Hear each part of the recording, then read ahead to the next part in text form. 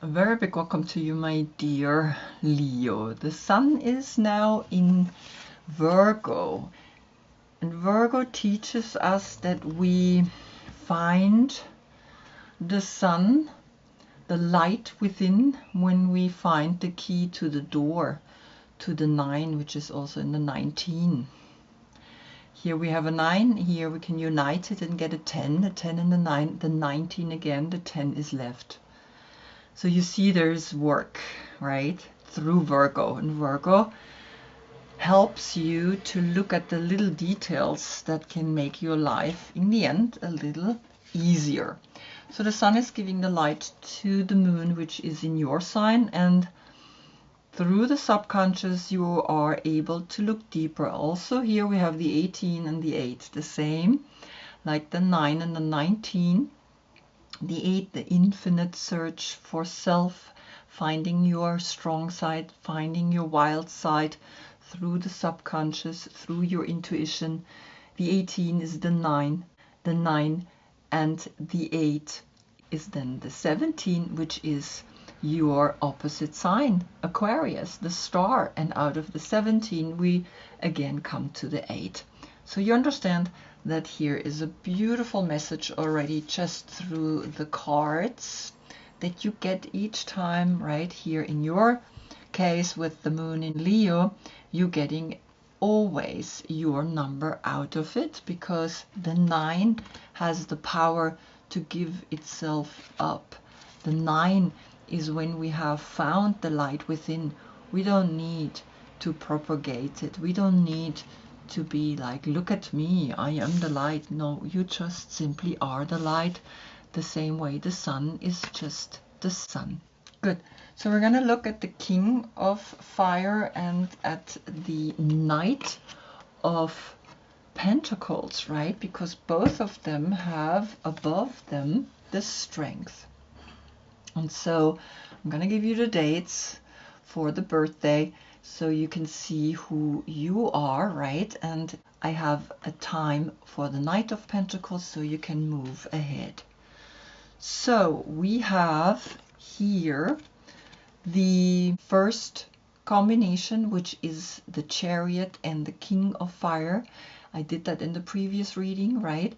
Because the moon was in Cancer, so you find there the time to go to. Is your birthday between the 13th to the 22nd of July, then you are this combination, and this is in the previous reading, so you can go there. Then we have here the classical Leo.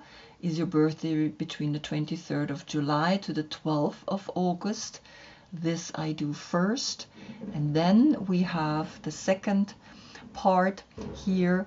If your birthday is between the 13th to the 21st of August, then you are clearly this combination. And here I have again a time that you can jump into, and you see it because of the different decks that I'm using. Each of the 22 major arcana has their own deck, and that's how you can see the mix, right? And of course, it's not because I feel like doing it like this. This is coming from Aleister Crowley, and I want to go deeper into that, and that's why I didn't end the readings, because I realized there's more to discover. So back to the last reading, you had Leo Sun giving Leo Moon, not New Moon, Leo Moon, the light. So you got the second time, because the first time, the reading before that, you had the New Moon. And this time, the second time, you get Leo Sun giving the light to the Leo Moon. But of course, it wasn't the New Moon. And so the King of Wands work only with new, healthy money. And the Knight of Pentacles, your guardian angel, appears 2 times. And so you see here the cards, and I looked, there is no reoccurring card coming. And so we can begin the reading, because sometimes there is a card coming back and I can see, this card wants to talk again. Good. The King of Fire with, of course, the strength above. That's the classical, right? He, out of his deck comes the 8 of Air. Now the 8 of air is connected with Jupiter in Gemini. And Gemini, we understand that Uranus is in Gemini for 7 years. And we get a lot of information.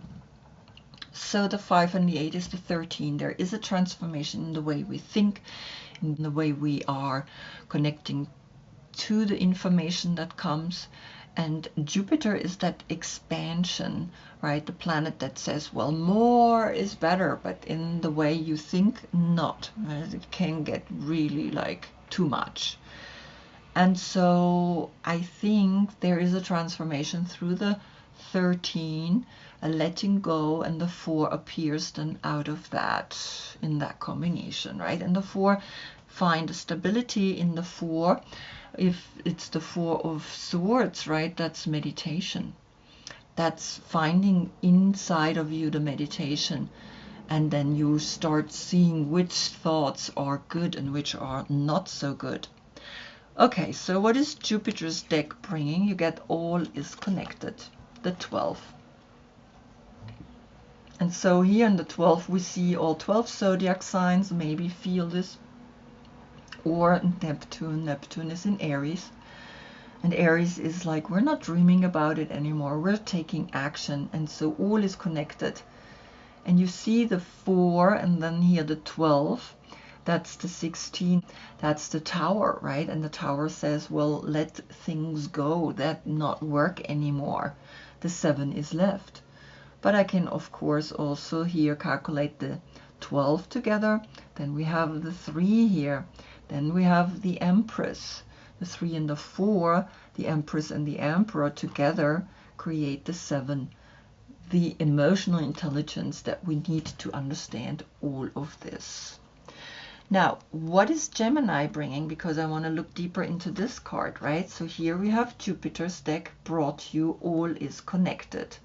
And you will see what this card is letting you know, right? I see here one leaf in front of her sexuality. Well, you are coming up through Gemini, the King of Wands. Look at you. Here and here. A 5-5 portal with in between the 7. Amazing, right? So you see the 12 and the 8 is the 20. A 5-5 portal with the 12 and the 8, the 20.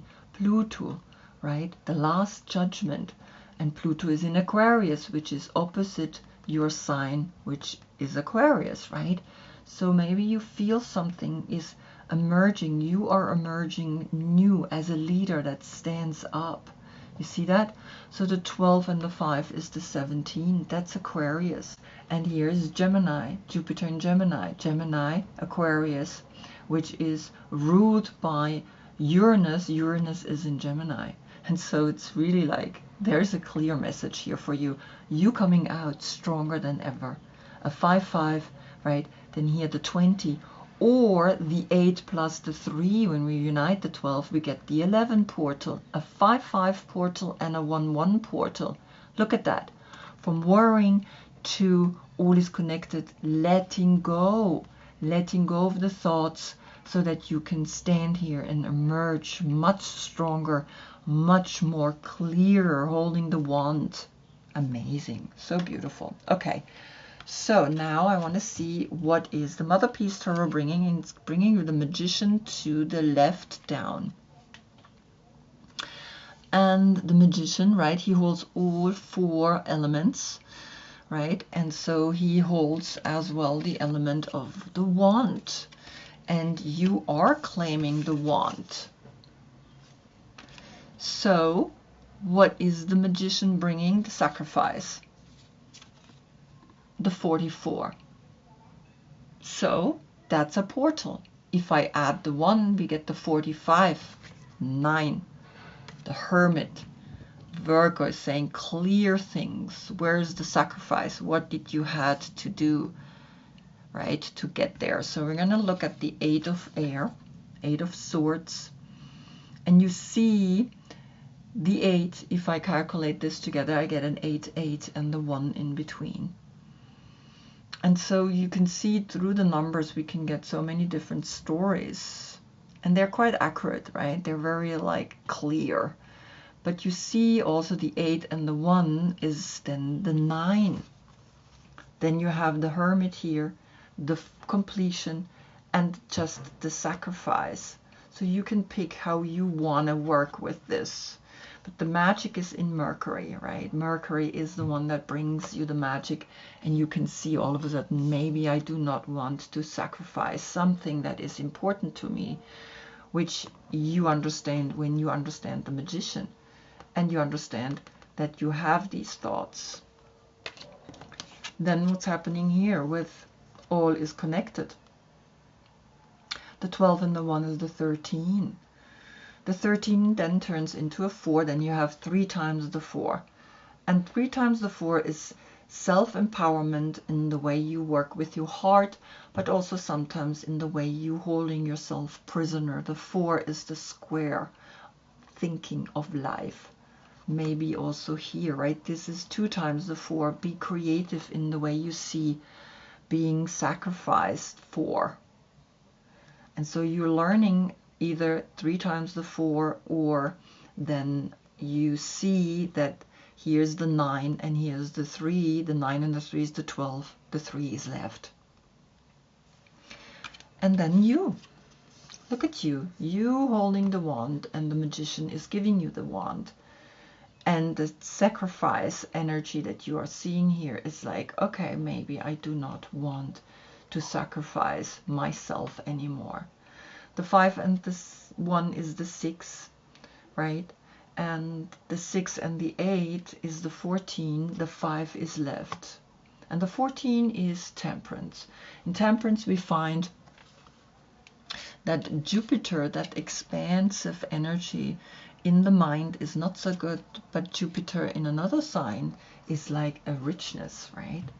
And so you're learning something quite clear through the Magician. Understand your power, understand who you have become, and what sacrifices you had to give up to let go of the old you so that you can become this strong you. And it's what I see, become this strong you, right? And this is what I see when I look at it, right? Here you are, this older person, this wise person that things happen to, and then you become this. It's like, wow, look at this, right? Look at the difference here. And of course, both of them have their strength, but also their weakness, right? And so unite them. A 5-5 portal is appearing to you and saying, well, you are now realizing who you have become, and the Magician helps you with that. The Magician has helped you to get from the 5 into the 6. Self-love, self-acceptance, by letting go of whatever sacrifice you had to bring. Good. Now, the Knight of Pentacles. Out of his deck comes the 10 of Wands, which is Saturn in Sagittarius. So, Saturn, the world, right?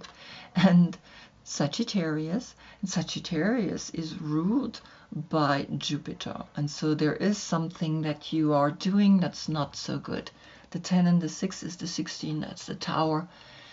Let go of a spiritual oppression that is pushing you down, and you see this face, right? It's like, doesn't look good. And learn to open your wings like this butterfly. Here's one hanging. And it's like, this is a spiritual oppression. The 7 appears when we unite them. So what is Saturn saying? The 3 of Voices, there's Saturn in Libra. So Saturn in Sagittarius, Saturn in Libra. There's a sadness. There is a feeling of like a relationship has gone wrong or off. And the 7 and the 3 is the 10. Find a new cycle in the tears that you're shedding, in that feeling that you are not feeling good, right? And see the 10, see the new opportunity that is coming to you, that you can become someone new, that you can become someone that is really clearly awakening out of a mental prison that you have created.